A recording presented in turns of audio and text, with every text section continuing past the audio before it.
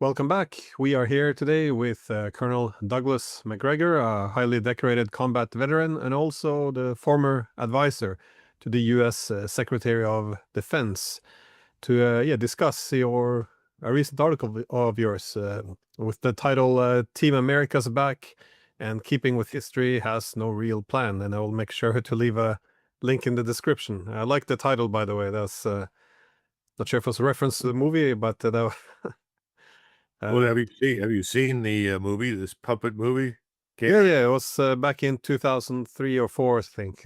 Yeah, I think it's a perfect demonstration of what's going on in Washington these days. Well, what is going on in Washington these days? Because, of course, we can. This was in reference to, of course, the attack on Venezuela, but it's not. I guess it has to be put in a larger context in terms of objectives and strategy, and also, I guess, what success would actually look like. There you go again, asking all these tough questions. And there is no strategy. As I keep trying to tell people, I've been saying this for months about everything. There is no strategy. There is no coherent strategic framework that provides guidance for any action of any kind. I think everything is impulse driven. We have an emotionally charged presidency. Everyone is scurrying to get their cut of whatever financial benefit is on hand as a result of any action we take. So I just don't see any evidence for a coherent national military strategy, or certainly no evidence for a coherent grand strategy. And if you look at what happened, this is very typically American. We go in, we make a big splash, we declare victory, we congratulate ourselves, and then someone says, well, now what?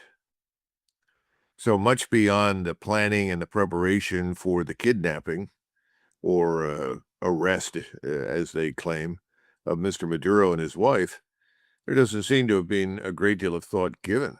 I think that was pretty evident when you listened to the president at the press conference. He said, well, what are you going to do now? I mean, that was the question everybody asked, what are you going to do? And his answer was, well, we're going to run it for a while.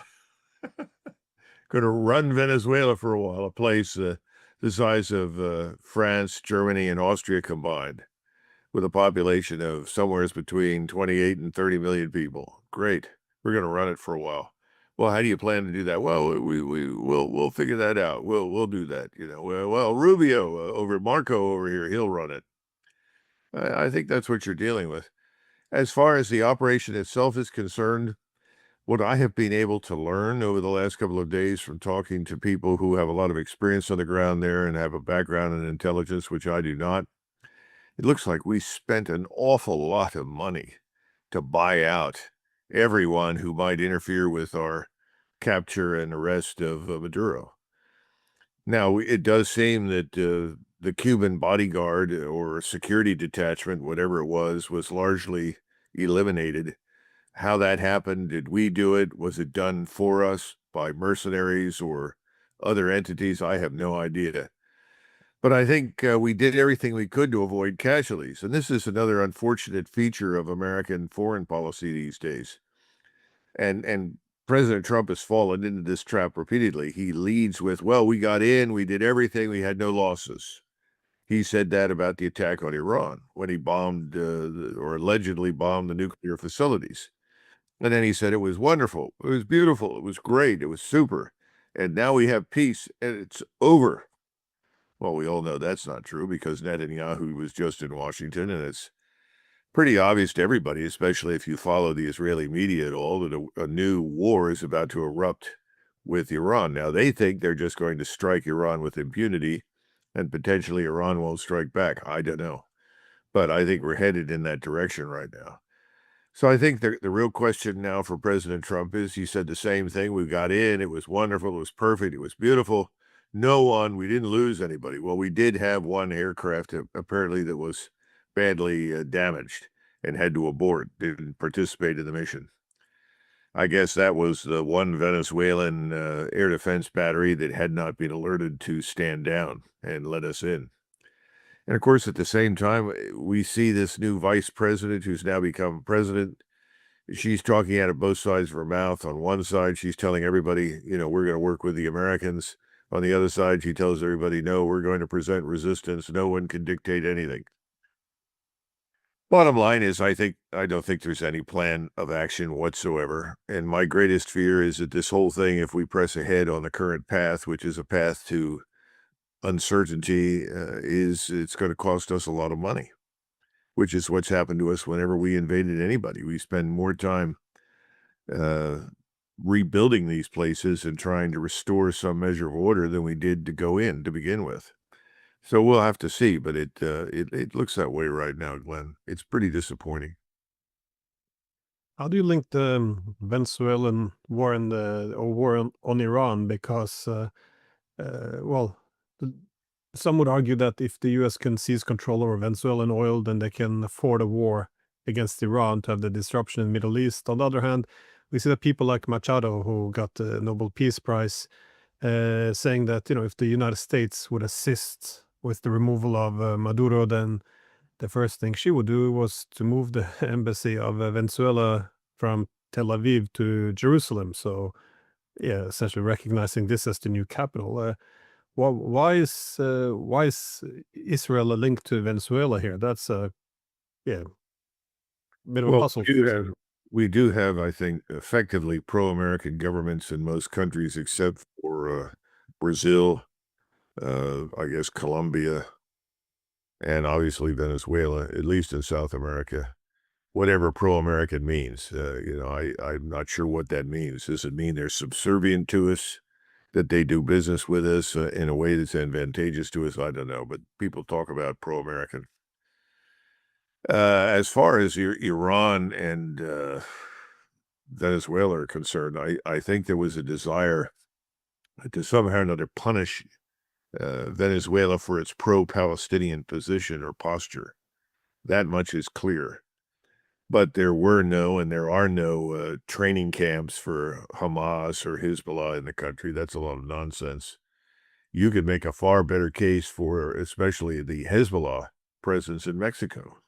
They've always had a very large presence in northern Mexico within, shooting range of the American border with Mexico. For some reason, that doesn't come up very much. And you've also had large numbers of people that are Sunni Muslims affiliated with ISIS, al-Nusra, and Hamas, and others in Mexico. That doesn't come up for discussion very much. Although now, I guess President Trump has actually threatened Mexico as well as Colombia, Nicaragua, and Cuba with similar kinds of action.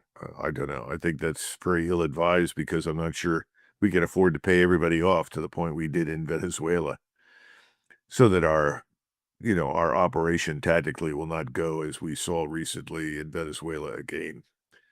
It's a very strange set of circumstances. Now, the thought about oil, well, the oil will somehow or another pay for everything. I remember Paul Wolfowitz, when he was the Deputy Secretary of Defense, testified on the Hill and said, oh, Iraq won't be a problem. Iraqi oil will pay for everything. Well, that never happened. So we lost trillions of dollars on that enterprise.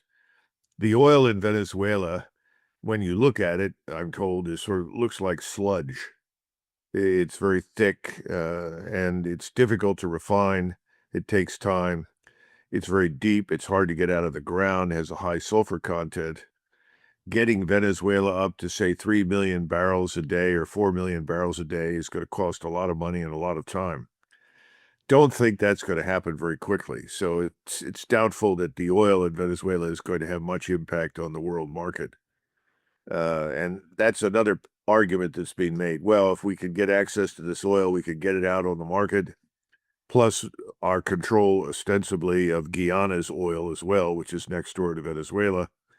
This is going to flood the global market with oil, and that will harm Russia and Russia's ability to conduct the war.